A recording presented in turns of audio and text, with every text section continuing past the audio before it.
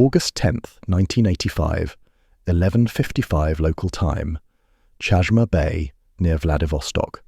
A Soviet nuclear submarine sits docked at shipyard number 30. Fresh reactor fuel is being loaded. The control room lid has been lifted too high. The reactor is exposed, and then someone feels it. A jolt, maybe from waves in the bay, maybe from a passing ship's wake.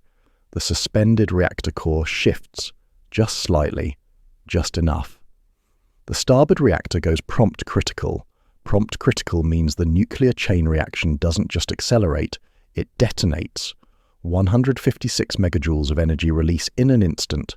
That's the explosive force of about 37 kilograms of TNT. The entire freshly loaded reactor core ejects from the vessel like a cannon shot. The roof of the fueling shack tears away and launches 70 to 80 meters into the air. It lands 30 meters offshore in the bay. The pressure hull of submarine K-431 ruptures.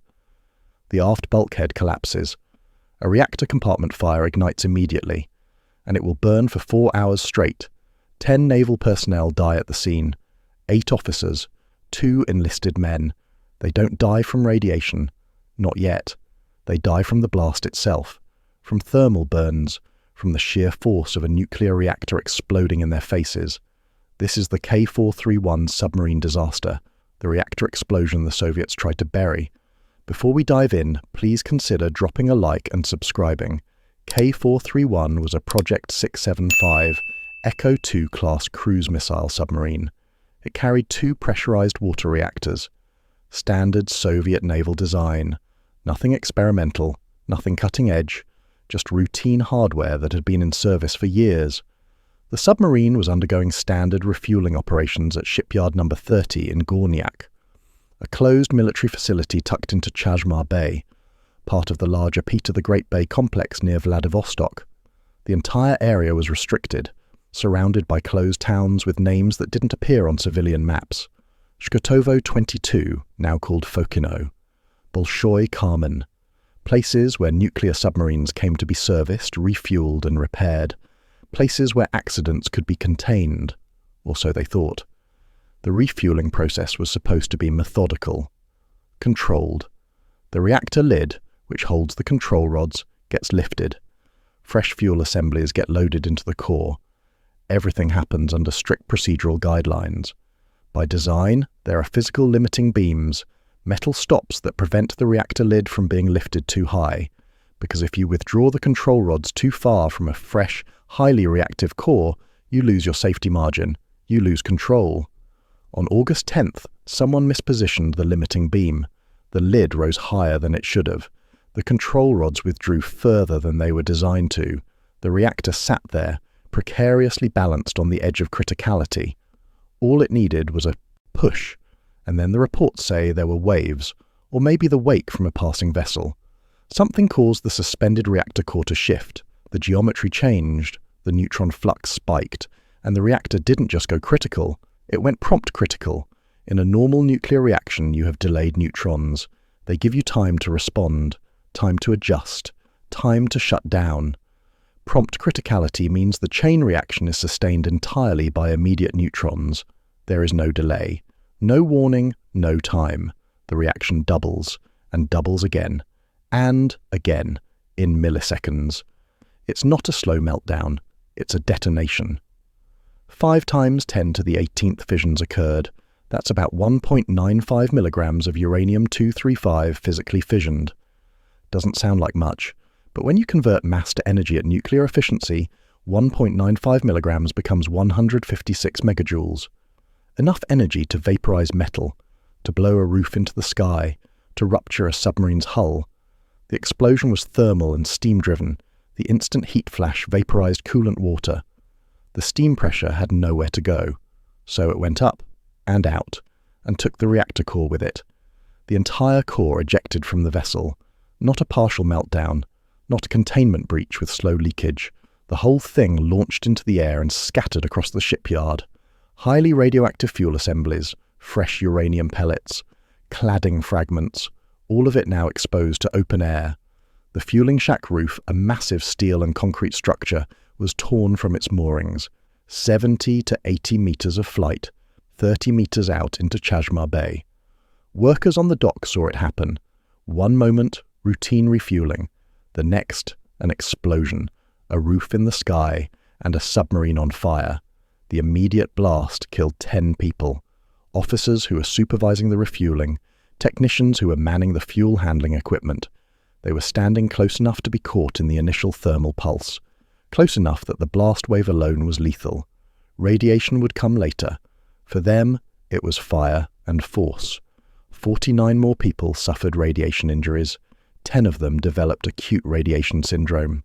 That's ARS, the kind of exposure that means your cells stop dividing. Your bone marrow shuts down. Your immune system collapses. Some reports say 7 cases of ARS. Some say 10. The Soviets never released comprehensive medical records. But what we know is that external doses reached up to 2.2 Gray. And thyroid doses hit 4 sieverts. For context, 1 sievert is a serious exposure. 4 sieverts to the thyroid means your thyroid is absorbing enough radioactive iodine to cause permanent damage.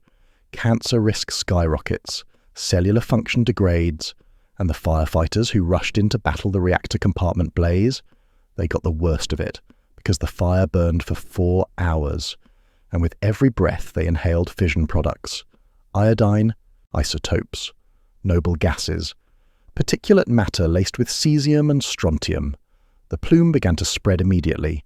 Debris fell within 50 to 100 meters of the explosion site, but the airborne contamination didn't stop there. It drifted. Southeast winds carried the plume across the Dunay Peninsula, a narrow corridor of contamination, about 3.5 kilometers long, 200 to 650 meters wide. Forest zones downwind were blanketed in radioactive fallout. Sediment samples taken from the bay later that day showed gamma dose rates exceeding 0.6 millisieverts per hour in 80% of samples. That's elevated, not Chernobyl level, but elevated, and in some hotspots readings climbed much higher. By the late 1990s, isolated areas still measured 60 millisieverts per hour. 60 millisieverts per hour is the equivalent of 3,000 chest X-rays. Per hour. Stand there for 1 hour, and you've absorbed a dose that would normally take years of medical imaging to accumulate, and this was more than a decade after the explosion. The contamination didn't just vanish. It sank into the soil. It settled into the sediment. It migrated with the currents toward adjacent Strelok Bay. Cobalt-60, a long-lived gamma emitter, became the dominant isotope in sediment surveys years later. Not from the fresh fuel itself, but from activated reactor components that were scattered in the blast. Over 200 petabecquerels of fission products were released. That's the World Nuclear Association's estimate. Other sources say 259 petabecquerels. After 24 hours of radioactive decay, that figure dropped to about 43 terabecquerels. But even that smaller number represents an enormous quantity of radioactivity. For comparison, Chernobyl released over 6,500 petabecquerels of xenon-133 alone, and 1,760 petabecquerels of iodine-131. K-431 was smaller, much smaller, but it wasn't small. The release composition was dominated by short-lived isotopes, noble gases that decay in hours or days, iodine isotopes with half-lives measured in days or weeks. Because the fuel was fresh, it hadn't been used in the reactor yet, so there was less inventory of long-lived cesium-137 and strontium-90. That's actually what saved the region from a worse fate. A reactor that had been operating for months or years would have accumulated far more dangerous fission products, but fresh fuel means a different radioactive fingerprint. Still deadly, still catastrophic, but not the same scale as a spent fuel accident. The Soviets moved fast, or at least they tried to. Dockyard operations resumed 4 days after the explosion. 4 days. They hosed down the contaminated surfaces, scraped up the topsoil in the hottest zones, cut away vegetation, and declared the area safe enough to return to work. Water radioactivity in the cove reportedly approached background levels after about 2 months. 5 to 7 months later, officials said the dock area radiation was normal. Normal, as if nothing had happened, but that's not the whole story, because K-431 was still there. Damaged, contaminated, leaking. Eventually, they towed it from Chazhma Bay to Pavlovsk Bay, out of sight, out of mind, And then, in December of that same year, another accident. Submarine K-431, a Victor I-class boat, suffered a loss of coolant accident at Pavlovsk Bay. 2 major naval nuclear accidents in the Soviet Far East in the same year, in facilities less than 50 kilometers apart. But the world didn't know, because the Soviets didn't tell anyone. The accident was classified, buried under layers of military secrecy. No report to the International Atomic Energy Agency, no public acknowledgement, no international notification. For years, the outside world had no idea that a Soviet submarine reactor had exploded at a naval base near Vladivostok. It wasn't until 1992 and 93, after the Soviet Union collapsed, that broader disclosures began to emerge. Journalists started digging.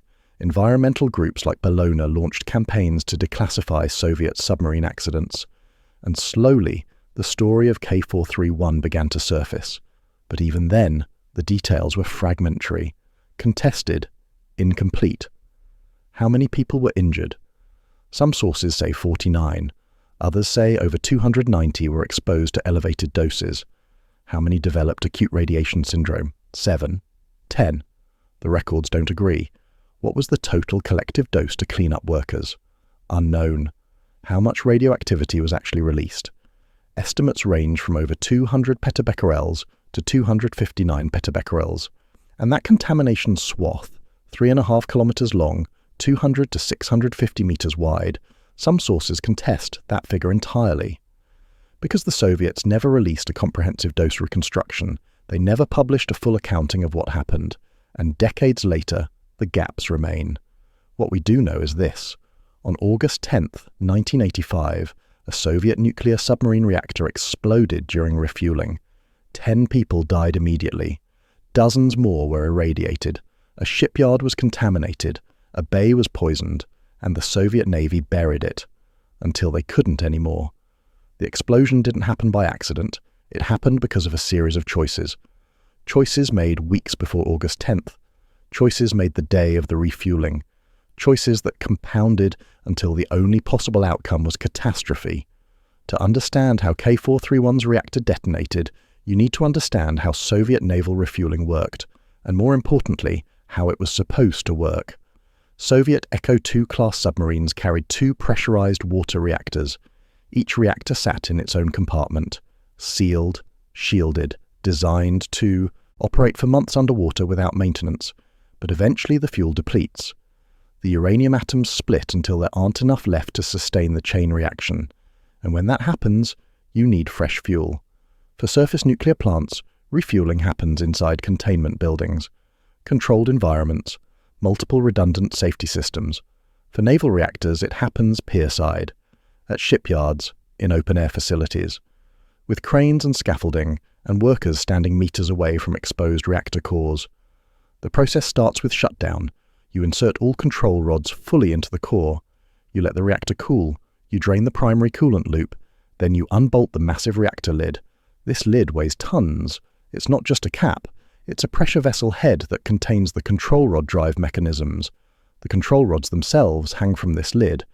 When you lift the lid, you lift the rods out of the core, and that's where the danger begins, because a reactor core is always reactive, even when shut down. Even when cold, the uranium fuel assemblies sit there, packed with fissile material.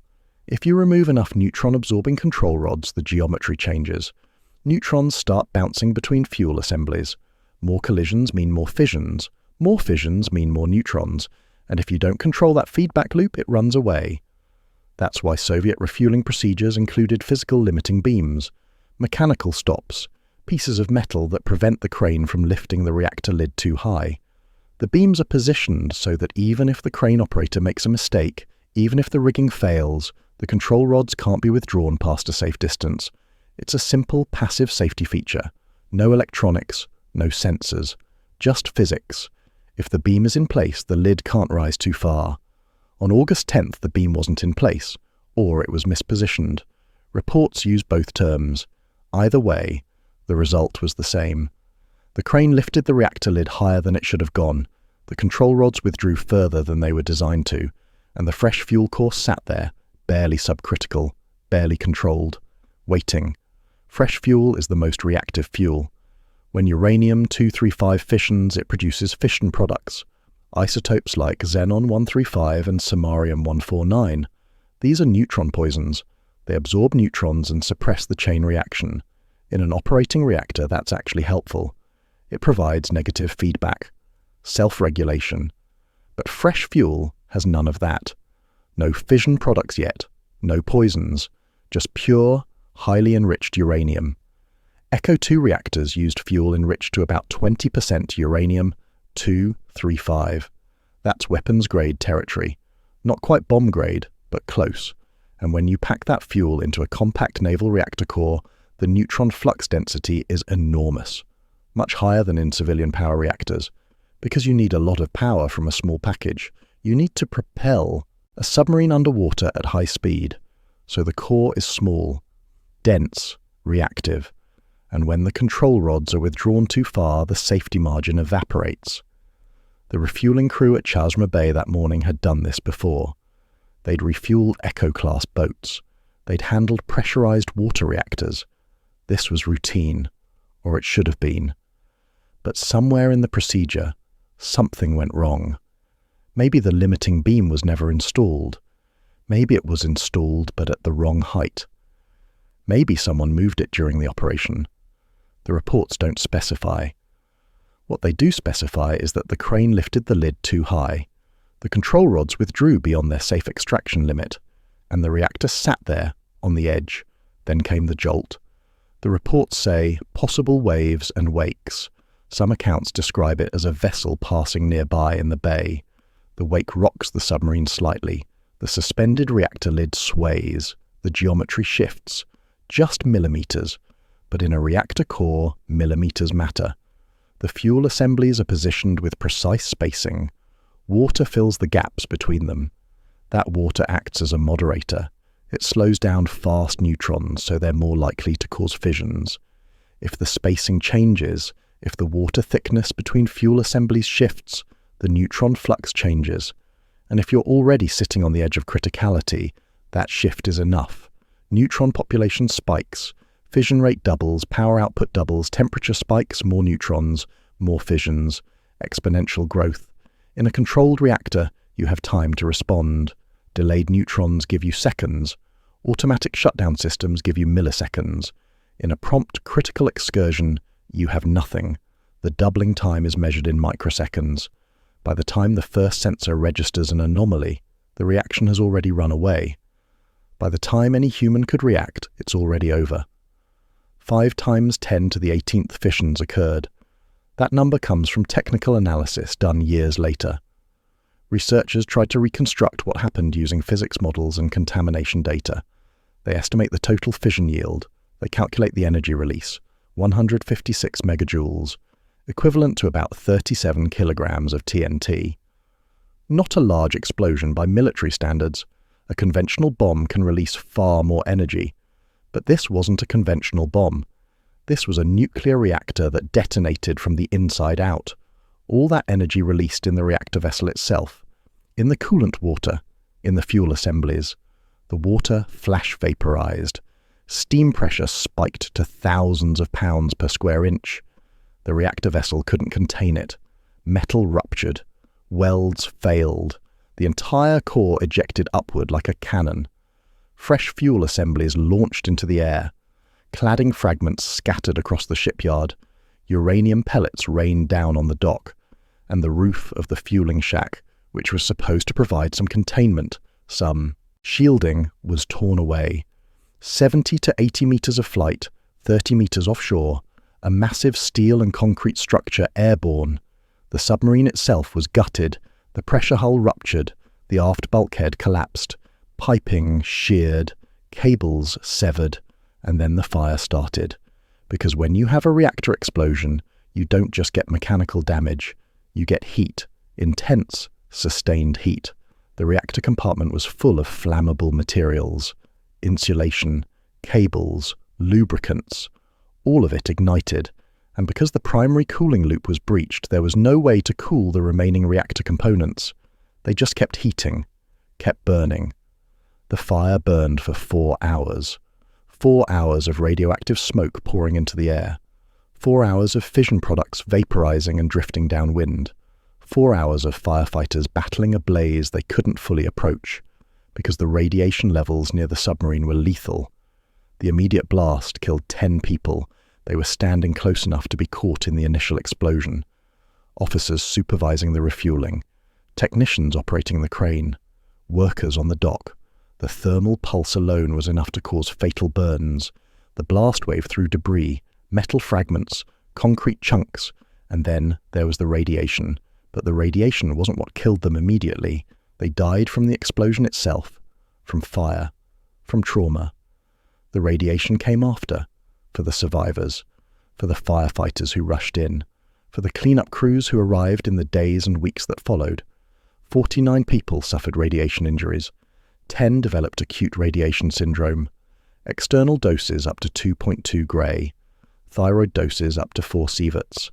Those numbers represent real, measurable cellular damage. At 2 Gray, your bone marrow starts to fail. Blood cell production drops. Your immune system weakens. You become vulnerable to infections. At 4 sieverts to the thyroid, you're absorbing enough radioactive iodine to cause permanent damage. Thyroid cancer risk increases dramatically. Hormonal function deteriorates.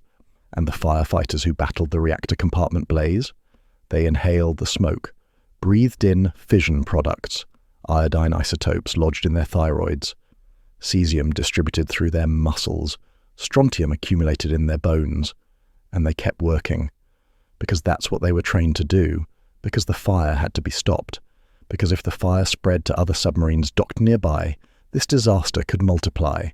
So they fought for 4 hours until the flames were finally extinguished, until the immediate crisis was contained. But the contamination was already spreading.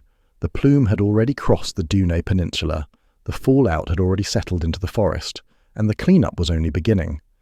Before we jump back in, tell us where you're watching from today, and if this story hits you, make sure you're subscribed so you don't miss the next one.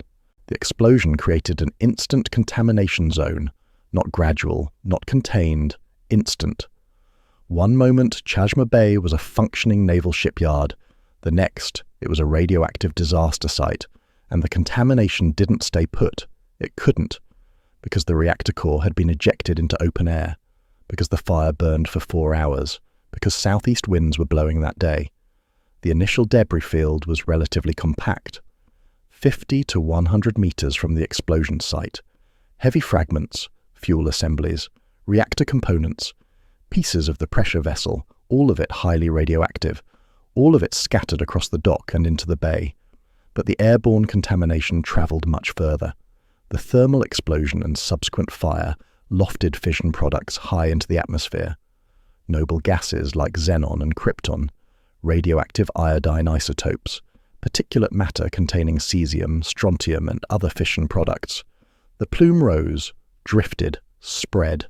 Southeast winds carried it across the Dune Peninsula, a narrow tongue of land extending into Peter the Great Bay. The contamination corridor measured about 3.5 kilometers long, 200 to 650 meters wide. That's the reported swath, though some sources contest these figures. What's not contested is that contamination occurred. Forest zones downwind were blanketed in fallout, trees, soil, vegetation, all of it contaminated. Gamma surveys conducted immediately after the explosion showed the scope. Bay sediment samples exceeded 0.6 millisieverts per hour in 80% of readings. That's elevated background by a factor of 600. Normal background radiation is about 1 microsievert per hour. 0.6 millisieverts is 600 microsieverts. 600 times normal. And that was the average in most samples. The hotspots were worse, much worse. In some areas, radiation levels climbed to 60 millisieverts per hour. Even years later, even in the late 1990s, more than a decade after the explosion, 60 millisieverts per hour means standing there for 17 minutes gives you the annual dose limit for a radiation worker. Standing there for 1 hour gives you 3 times that limit. Standing there for 8 hours could kill you. That's the equivalent of 3,000 chest x-rays per hour. And this wasn't just surface contamination. This wasn't dust you could sweep away. The radioactive isotopes had penetrated into the soil, bonded with organic matter, settled into sediment layers. Cobalt-60 became the dominant long-term contaminant, not from the fuel itself. Cobalt-60 is an activation product. It forms when stable cobalt-59 absorbs a neutron. And there's cobalt everywhere in a reactor, in the steel, in the control rod mechanisms, in structural components. When the reactor exploded, these components were scattered, fragments embedded in the soil. Pieces sank into the bay, and they kept emitting gamma, radiation. Cobalt-60 has a half-life of 5.3 years. After 5 years, half of it remains. After 10 years, a quarter. After 15 years, an eighth.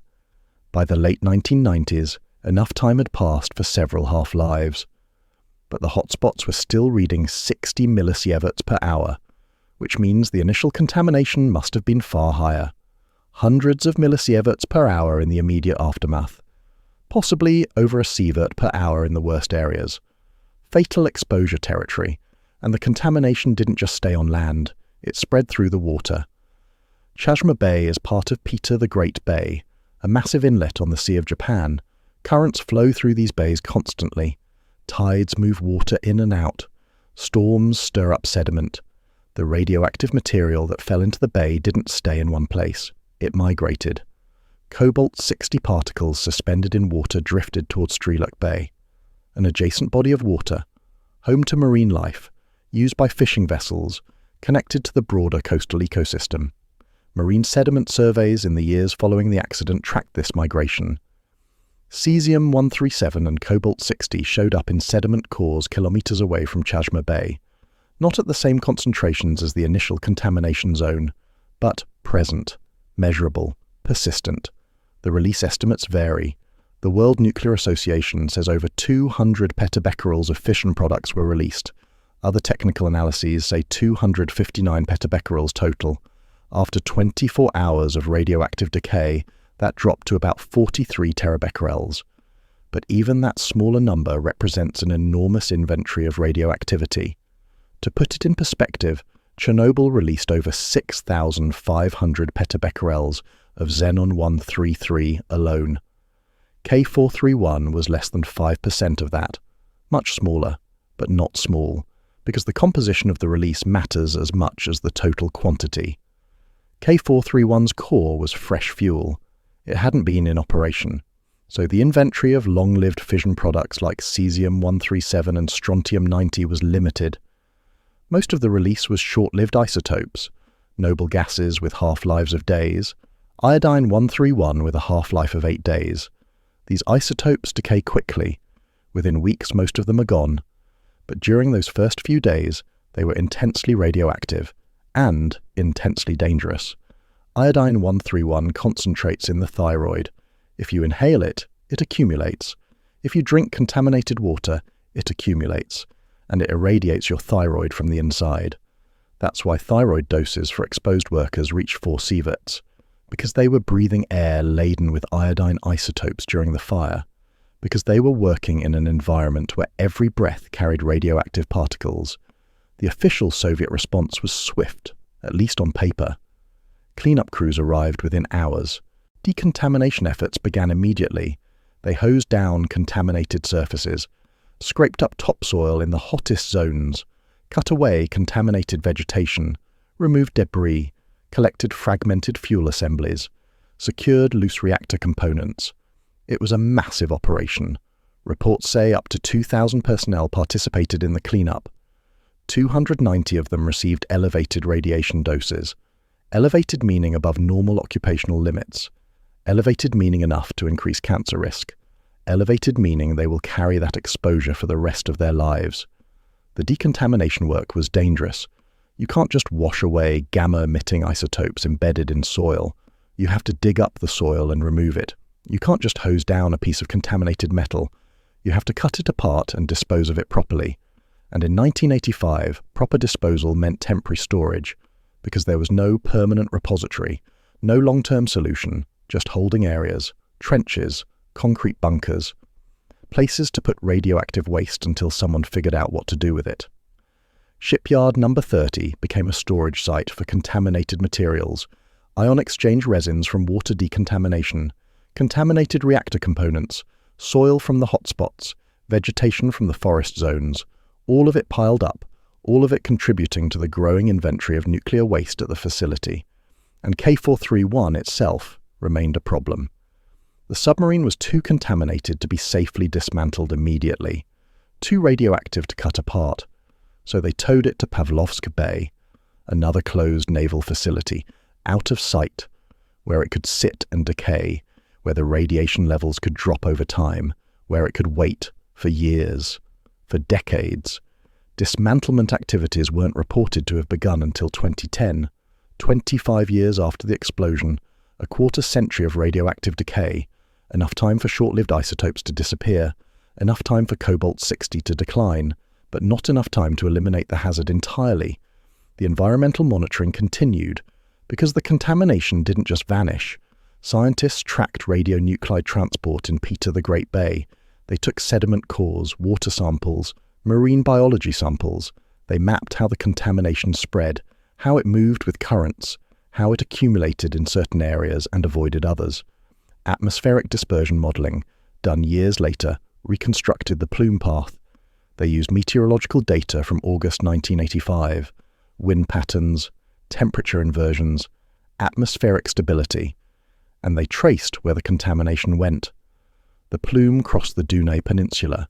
It reached the eastern coast of Ussuri Bay, under the prevailing southeast winds that day, but it missed Shkotovo 22. The closed town was only about 1.5 kilometers from the dock, close enough that if the wind had been blowing differently, the town could have been blanketed in fallout, but the wind direction spared it. The plume went southeast, not west toward the town. Pure luck, or geography, or both. Nearby villages like Temp, Razboynik and Dunay also reported no measurable dose increases. Either they were out of the plume path or the contamination levels at those distances had dropped below detectable thresholds. The city of Vladivostok, about 50 kilometers away, saw no impact, no radiation spikes, no contamination events. The distance was too great, the dispersion too diluted, so there was no mass evacuation, no emergency relocation, no Chernobyl-style exclusion zone. Life continued normally in Vladivostok. Most people didn't even know the accident had happened, because the Soviets didn't tell them. The accident was classified, military secrecy prevailed, and for years the contamination zone around Chazhma Bay remained a restricted area. Not because of public health concerns, but because it was a military facility. It had always been restricted, and now it had one more reason to stay that way. The Soviet Union had a protocol for nuclear accidents: deny, delay, downplay, and if none of that works, classify it. K-431 followed that protocol perfectly. On August 10, 1985, a nuclear submarine reactor exploded at a naval base near one of the Soviet Union's largest Pacific cities. 10 people died, dozens were irradiated, a bay was contaminated, and the Soviet government said nothing. No public announcement, no warning to nearby populations, no notification to international authorities. The accident was immediately classified as a state secret. Military personnel who witnessed it were ordered to stay silent. Medical staff treating the injured were bound by security protocols. Cleanup crews signed non-disclosure agreements, and the rest of the world had no idea it had happened. This wasn't unusual. Soviet nuclear secrecy was absolute. The International Atomic Energy Agency had established notification protocols after 3 Mile Island. Countries were supposed to report significant nuclear accidents, especially those that could affect neighboring nations. But the Soviet Union didn't recognize those obligations for military facilities. Naval reactors were defense assets, submarine operations were classified, and what happened at Chazhma Bay stayed at Chazhma Bay. Even within the Soviet Union, information was tightly controlled. Vladivostok residents weren't informed. Local civilian authorities weren't briefed. The accident occurred at a closed military facility in a restricted zone. Only those with direct involvement knew the details, and they weren't talking. The official position, when pressed internally, was that the accident was contained. Minimal environmental impact. No threat to public health. Routine incident. But the contamination data told a different story. gamma dose rates exceeding 0.5 millisievert per hour, hotspots reaching 60 millisieverts per hour years later. A plume that crossed kilometers of land, radioactive isotopes migrating through the bay. This wasn't minimal, this wasn't routine, but admitting that would mean admitting failure, admitting inadequate safety protocols, admitting that Soviet naval nuclear operations were dangerous, so they didn't admit it. They buried it. The injured personnel received treatment, quietly, at military medical facilities. The 10 who developed acute radiation syndrome were hospitalized. Some recovered. Some suffered long-term complications. The exact outcomes remain unknown, because the Soviet Union never released comprehensive medical records. The firefighters who battled the reactor compartment blaze for 4 hours were recognized internally. Some received commendations. Some received disability pensions, but their stories weren't publicized. Their sacrifices weren't acknowledged publicly, because acknowledging them would mean acknowledging the accident, and the accident didn't officially exist. The cleanup continued for months. 2,000 personnel involved, 290 receiving elevated doses. They removed contaminated soil, decontaminated surfaces, collected debris, secured radioactive fragments, and when they were done, the shipyard resumed operations. 4 days after the explosion, some dockyard work had already restarted. 4 days. They hosed down the areas outside the immediate blast zone, declared them safe enough, and put people back to work, because the Soviet Pacific Fleet couldn't afford to shut down its primary refueling facility, because there were other submarines that needed maintenance, because the operational tempo of the Cold War didn't stop for a reactor explosion. Water radioactivity in the cove reportedly approached background levels after about 2 months. That's what the internal reports said. Whether those reports were accurate is another question. Whether the monitoring was comprehensive is another question. Whether background meant truly safe or just below a threshold someone decided was acceptable is another question. 5 to 7 months after the accident, officials declared the dock area radiation normal. Normal, as if the explosion had never happened, as if a reactor core hadn't been scattered across the facility, as if hotspots weren't still radiating at dangerous levels, but normal was the narrative, and the narrative was controlled. K-431 was towed away, out of Chazhma Bay to Pavlovsk Bay, another closed facility where it could sit and decay and be forgotten, out of sight, out of mind. And then, in December of that same year, another accident. Submarine K-314, a Victor I class attack submarine, loss of coolant accident at Pavlovsk Bay, right where K-431 had been towed. 2 major naval nuclear accidents in the Soviet Far East, in the same year, at facilities less than 50 kilometers apart. It suggested a pattern: inadequate procedures, poor maintenance, insufficient oversight, systemic problems in the Soviet Pacific Fleet's nuclear operations. But that pattern was never publicly examined, because the public didn't know about either accident. The information stayed locked behind military classification. For years, the Soviet Navy continued operating, continued refueling submarines at the same facilities, continued using the same procedures, and accidents continued happening. Not all of them as severe as K-431, but accidents nonetheless. Reactor failures, coolant leaks, contamination events, each one classified, each one buried, each one adding to the hidden toll of Soviet naval nuclear operations. By the late 1980s, some information began leaking. Not officially, not through government channels, but through whispers, through naval personnel talking to family, through medical staff treating injuries they couldn't explain publicly, through scientists conducting environmental surveys and finding anomalies they weren't supposed to find. Environmental activists in the region began asking questions. Why were certain areas of Peter the Great Bay restricted? Why were there elevated radiation readings in some coastal zones? Why were naval shipyards surrounded by such heavy security? But asking those questions in the Soviet Union was dangerous. Journalists who probed too deeply faced consequences. Scientists who published sensitive data faced career repercussions. Activists who challenged the military faced arrest.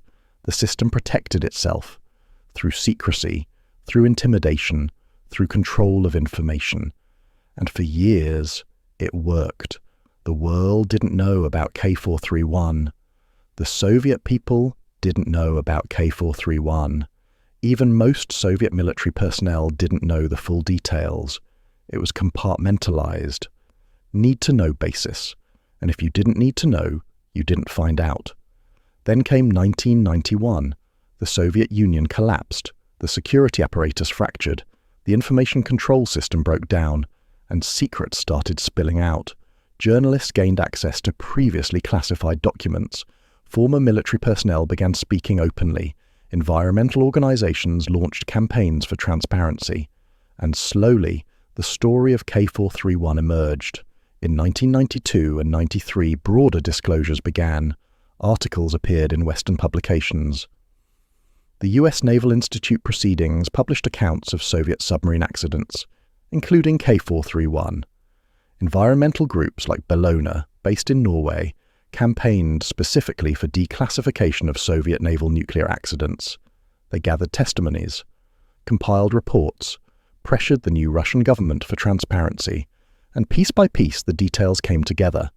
An explosion in 1985, a reactor that went prompt critical, 10 dead, dozens irradiated, a contaminated bay. But even with post-Soviet transparency, the full picture remained incomplete. Official Russian government. Reports were limited. Medical records stayed restricted. Dose reconstruction data was never comprehensively published. Key questions remained unanswered. How many people were actually exposed? What were the long-term health outcomes for those who developed acute radiation syndrome? What was the total collective dose to cleanup workers? How extensive was the environmental contamination really? The answers exist somewhere, in archives, in medical files, in military records, but they've never been fully released. Even today, decades later, gaps remain. What we know about K-431 comes from piecing together fragments, technical analyses published years later, environmental surveys conducted in the 90s and 2000s, testimonies from former personnel willing to speak, international assessments by organizations like the IAEA. But there's no single, comprehensive official account, no complete truth, just pieces. And in the spaces between those pieces, uncertainty lingers. Time magazine later listed K-431 among the worst nuclear disasters in history.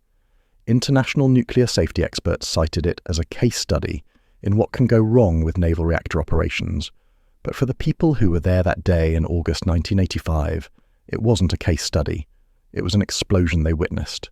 Flames they fought, radiation they absorbed, and a silence they were ordered to maintain.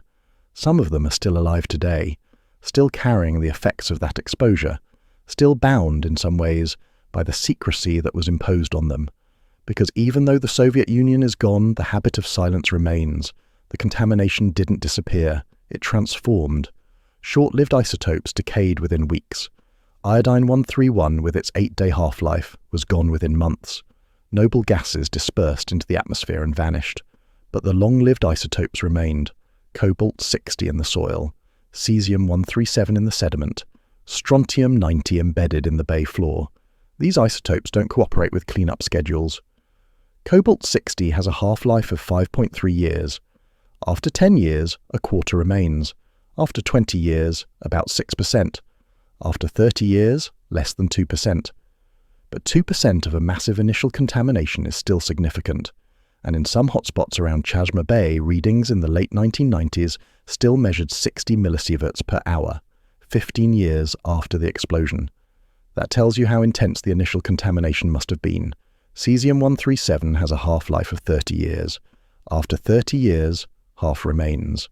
After 60 years, a quarter. It will be decades before cesium contamination drops to negligible levels, and strontium-90, another 30-year half-life isotope, behaves similarly. It accumulates in bones, in marine organisms, in sediment layers, and it stays. The environmental monitoring programs established after the accident tracked this. Persistence. Scientists from Russian institutions conducted sediment surveys throughout the 90s and 2000s. They took cores from the bay floor, analyzed isotope concentrations, mapped contamination distribution, and what they found was migration. The radioactive material wasn't static. Currents moved it. Tides stirred it up. Storms redistributed it. Cobalt-60 particles that had settled in Chazhma Bay were detected in adjacent Strelok Bay. Not at the same concentrations, but present, measurable, traceable. Marine dispersion modelling, published years later in scientific journals, reconstructed how this happened. They used oceanographic data from August and September 1985, current patterns, water temperature, typhoon activity that season, and they traced the probable pathways. Contaminated sediment didn't just sit where it fell, it moved with the water, spread through the bay system, entered the broader Japan Sea Basin. The concentrations diluted with distance.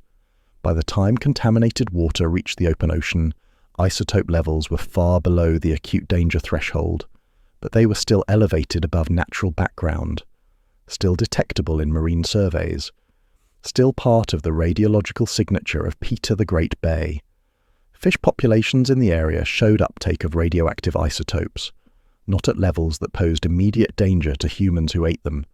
The contamination wasn't Fukushima scale, but it was there, in tissue samples, in bone structures, in organisms at various levels of the food chain.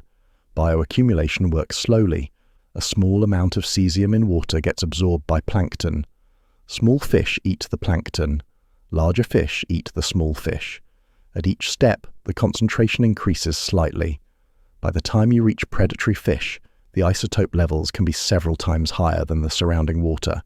Still not acutely dangerous, but elevated, measurable, and persistent across generations of marine life.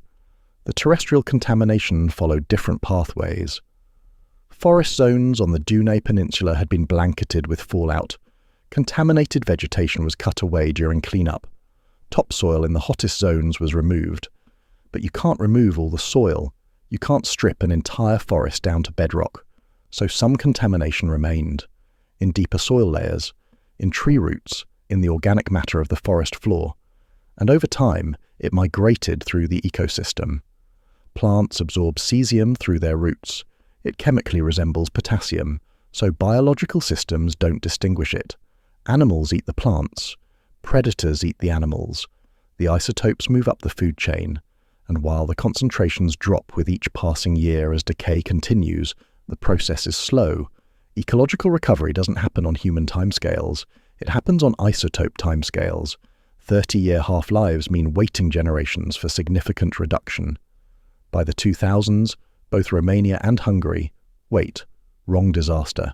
By the 2000s, Russian environmental assessments claimed no significant residual contamination in civilian accessible areas, meaning cesium and cobalt levels had returned to within regulatory limits. Within limits. That phrase does a lot of work. It doesn't mean harmless. It doesn't mean background. It means below the threshold that regulators decided was acceptable, and those thresholds are often set as much by practicality as by safety. Because if you set the limit too low, vast areas become unusable. Cleanup becomes impossibly expensive, so you set a limit that balances risk with feasibility, and you call everything below that limit safe enough. Environmental advocacy groups pushed back on these assessments. Organizations like Bellona continued monitoring the region independently. They found discrepancies. Areas that official surveys said were clean still showed elevated readings. Sediment samples that should have been below limits weren't. Hotspots that were supposed to have been remediated still registered dangerous dose rates. The disagreement wasn't just about numbers. It was about methodology, about which areas were sampled, about how thoroughly the surveys were conducted, about whether the conclusions reflected genuine safety or convenient narratives, and in the absence of fully transparent data, both interpretations persisted. The official position, problem solved, area safe. The independent position, contamination remains, monitoring insufficient. Both could point to data supporting their claims. Both could question the other's methods, and the truth probably lay somewhere between them. The long-term health effects on exposed personnel remain poorly documented. The 10 cases of acute radiation syndrome had outcomes that were never publicly disclosed. Did they recover fully? Did some develop cancers years later? Did radiation exposure contribute to premature death? We don't know, The 290 cleanup workers who received elevated doses faced increased cancer risk. Radiation exposure is stochastic. It doesn't guarantee cancer. It increases probability. For every sievert of exposure, cancer risk increases by about 5%.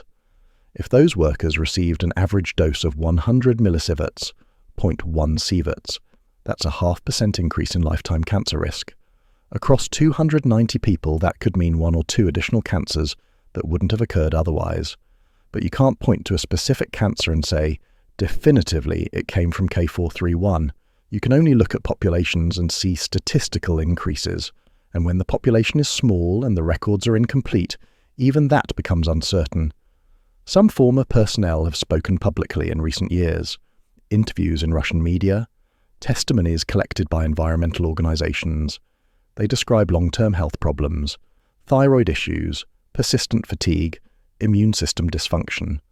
Whether these are directly attributable to radiation exposure or to other factors is impossible to say definitively, but the pattern is consistent with what we know about radiation effects, and their stories add texture to what the sparse official data cannot convey.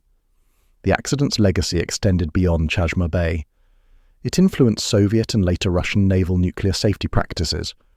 Not immediately, not dramatically, but gradually. Procedural changes were implemented, stricter controls on refueling operations, improved training for personnel handling reactor cores, better oversight of limiting beam positioning, enhanced monitoring during crane operations. These changes weren't publicized. They happened quietly within the military system, but they happened, because even in a culture of secrecy, institutions learn from catastrophic failures, even when they won't admit those failures publicly. Internationally, K-431 became a case study. Nuclear safety experts cited it in discussions about naval reactor operations. The IAEA included it in inventories of significant radiological accidents. Academic researchers published technical analyses of the prompt criticality excursion. It informed debates about pierside refueling near populated coasts, about the risks of naval nuclear operations, about the adequacy of emergency response protocols. But these discussions happened in specialized forums, in scientific journals, at international conferences. The broader public remained largely unaware. K-431 never entered public consciousness the way Chernobyl did, or 3 Mile Island, or Fukushima. It remained a footnote, an obscure incident, something specialists knew about but general audiences didn't. Part of that is timing. The accident happened in 1985. Disclosure didn't come until the early 90s. By then, the Soviet Union was collapsing. There were bigger stories, more dramatic events. A submarine reactor explosion 6 years earlier couldn't compete for attention. Part of it is location. Chazhma Bay is remote.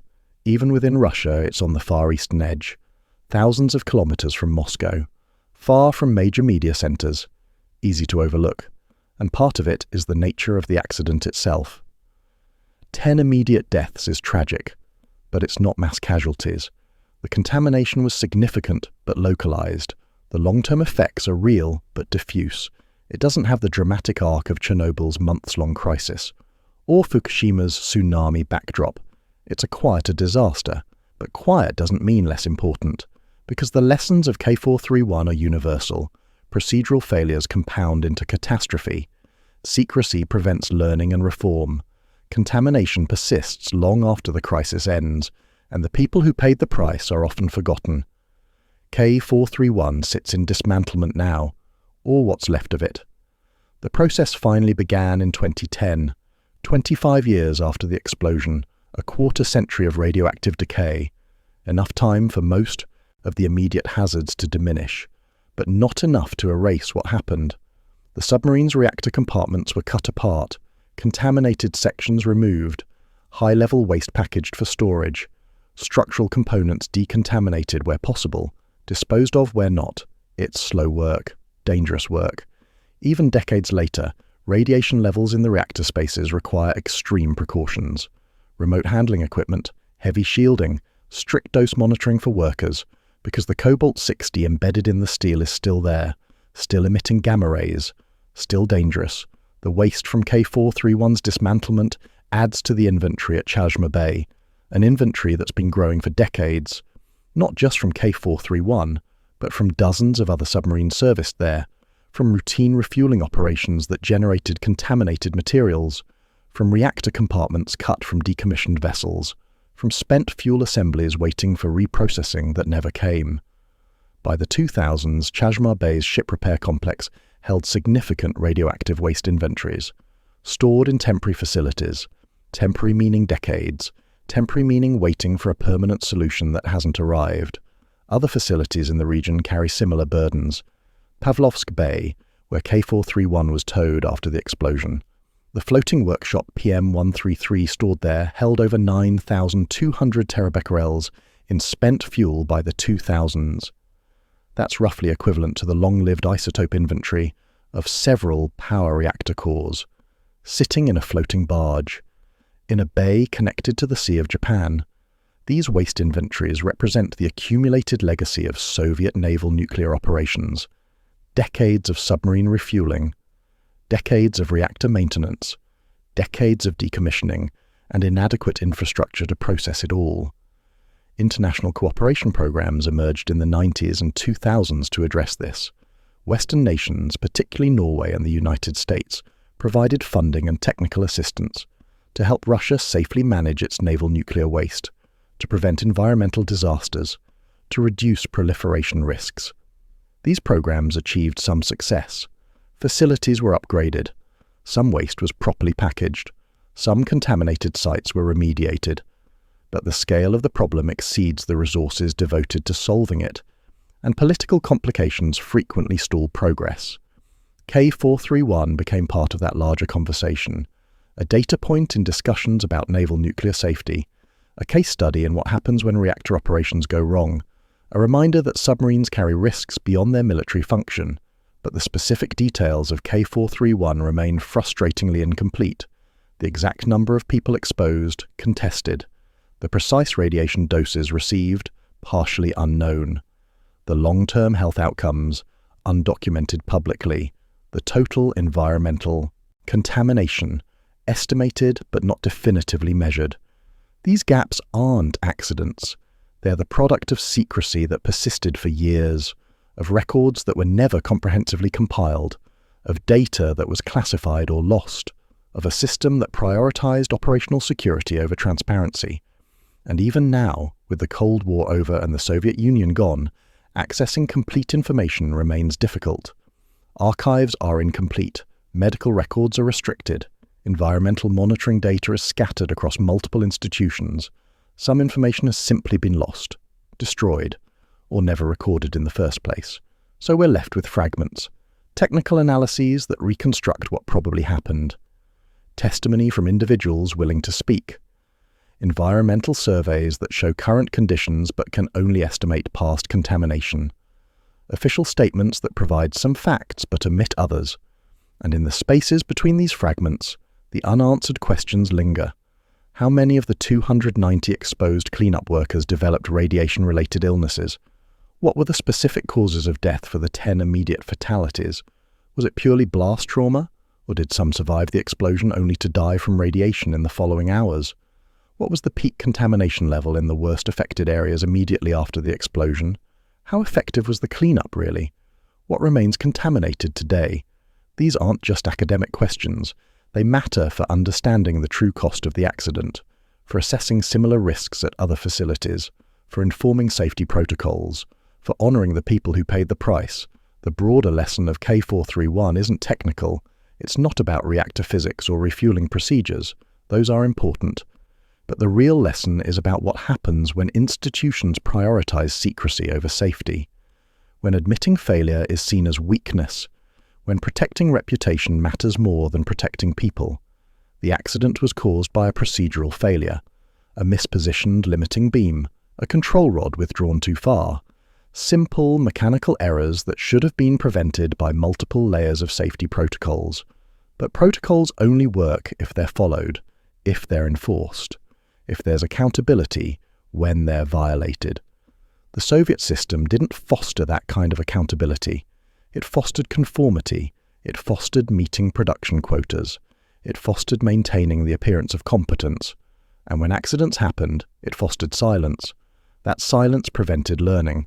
If other facilities don't know an accident occurred, they can't implement lessons from it. If personnel don't know what went wrong, they can't avoid repeating the mistake. If the public doesn't know the risks, they can't demand better safety measures. Secrecy protects institutions at the expense of people, and K-431 paid that price. 10 dead, dozens irradiated, a contaminated bay, and decades of hidden consequences. The accident also highlights the unique risks of naval nuclear operations. Civilian power plants have massive containment structures, multiple redundant safety systems, regulatory oversight, public scrutiny. Naval reactors have none of that. They operate in confined spaces, in mobile platforms, in facilities designed for military secrecy, with safety cultures shaped by military hierarchy. That doesn't make them inherently more dangerous, but it makes the consequences of failure harder to contain and harder to learn from, because military secrecy prevents the kind of open analysis that improves civilian nuclear safety. K-431 should have prompted immediate international discussion about pierside refueling near populated areas, about procedural controls during reactor core handling, about emergency response protocols, about waste management. But it couldn't, because the world didn't know it happened, not for years. And by the time the information emerged, the moment for immediate action had passed. Other accidents had occurred, other lessons had been learned or not learned. K-431 became historical rather than urgent, a past event rather than a present crisis. But the contamination it left behind isn't historical. It's still there, in the sediment, in the soil, in the long-lived isotopes that will persist for decades more. And the institutional failures that enabled it are still there too, in systems that prioritize secrecy over transparency, in cultures that punish admission of error, in facilities where safety protocols exist on paper but aren't rigorously enforced. The final question K-431 poses isn't about what happened. We know what happened. A reactor exploded. People died. A bay was contaminated. The question is whether we've learned from it, whether the systems that enabled it have changed, whether transparency has replaced secrecy, whether accountability has replaced denial. The answer is mixed. Some changes occurred, some lessons were learned, some practices improved, but systemic problems persist. Naval nuclear facilities still operate with limited public oversight. Accidents still occur that aren't immediately disclosed. Waste inventories still accumulate without permanent solutions. And people still pay the price. On August 10, 1985, a routine refueling operation became a catastrophe because someone mispositioned a beam, because procedures weren't followed, because a reactor went prompt critical. 10 people died that day. Dozens more were irradiated. Hundreds participated in cleanup that exposed them to elevated radiation. A bay was contaminated for decades, and the world didn't know because the Soviets buried it until they couldn't anymore. K-431 is listed among history's worst nuclear disasters, but most people have never heard of it. It remains obscure, a footnote, a specialist reference, not because it wasn't significant, but because silence became its legacy. The contamination will fade eventually. Cobalt-60 will decay. Cesium will diminish. The hotspots will cool. Given enough time, even radioactive waste becomes background. But the unanswered questions won't fade. They'll remain in the gaps in the records, in the stories that were never told, in the data that was never released, in the people whose suffering was never acknowledged. That's the real legacy of K-431. Not just the explosion, but the silence that followed. A silence that protected institutions, but failed the people who deserved truth. The reactor is being dismantled now, piece by piece, after 25 years of decay. But some things can't be dismantled. Some contamination is permanent, not in the soil, in the record, in the memory, in the lesson we failed to learn when we had the chance. Because the next accident is always one mispositioned beam away, one procedural failure away, one moment of complacency away. And if we haven't learned to prioritize transparency over secrecy, safety over reputation, people over institutions, then K-431 taught us nothing